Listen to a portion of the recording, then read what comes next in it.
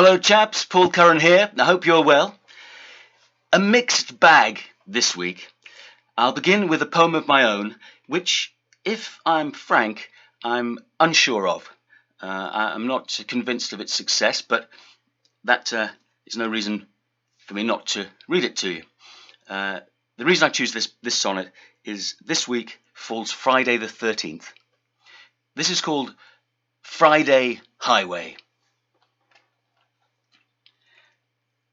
Friday the 13th's crazy ideas of nonsense could worry me a little. Like the tight twist, before it can settle, coiling noose jerking, all innocence pleas unheard, lurking unseen, set overseas that scene, for the weekend's test of metal. JC's calling Judas's pot kettle, at one of the disciple gang's high teas. Thursday 12th gets off scot-free, how superb! And keep the weekend clear to jump, unless it's a parachute point worth proving. Or, if sitting your test, avoid the curb. Planning route, look less for the map, I guess. Today, no way traffic will be moving.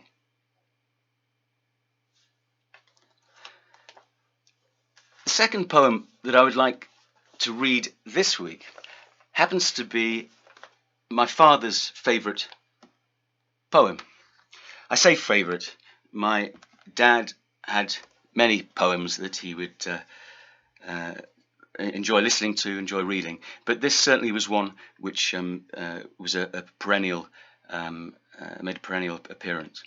It's called Addlestrop, and it's by Edward Thomas.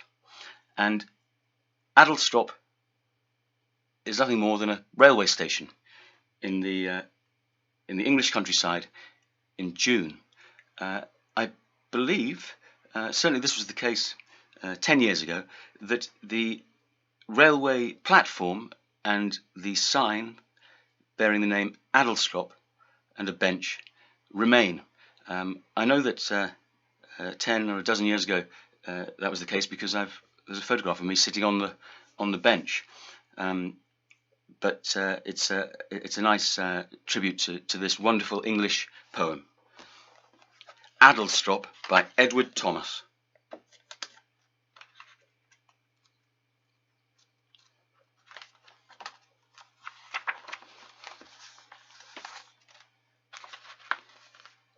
Yes, I remember Addlestrop, the name, because one afternoon of heat, the express train drew up there unwontedly.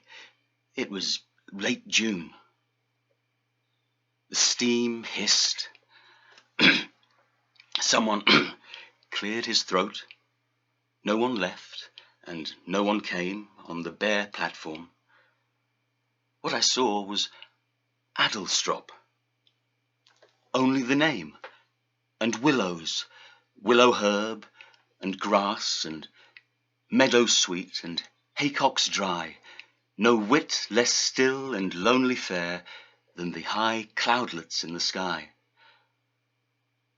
And for that minute, a blackbird sang close by, and round him, mistier, farther and farther, all the birds of Oxfordshire and Gloucestershire.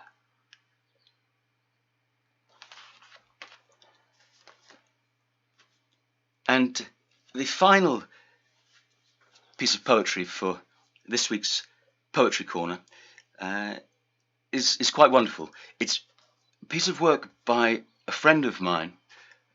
He's a poet and a scholar working out of Oxford. He's called Edward Clarke, and a project that has been busying Edward for some time is, I'll read here, this can explain it better than I think I'm able to. It says, Edward Clarke is currently completing a book of poems in response to the Psalter, each poem engaging in a different way with the psalm as a means of invoking the spirit of David as a guide in moving upon the tree of life. His latest book is The Vagabond Spirit of Poetry, Palgrave Macmillan, published the later affluence of W.B. Yeats, and I know he loves the work of Wallace Stevens, but that was back in 2012. Edward teaches English literature at various colleges, and he's well known around Oxford University. I think this is quite wonderful. This is Ed's interpretation of Psalm 90.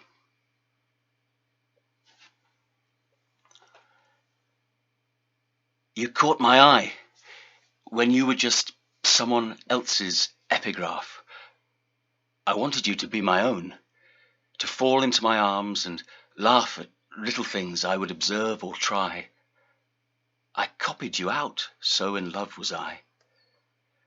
Your repetitions at the end almost made me cry that time, and sometime later, taking stock of what I thought I had of mine, I found you out by a kind of providence, opening a book inside a book by chance.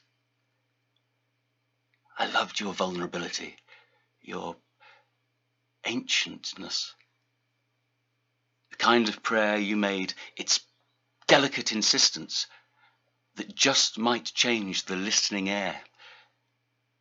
Establish it for us, the work of our hands, establish it, the work your hand commands.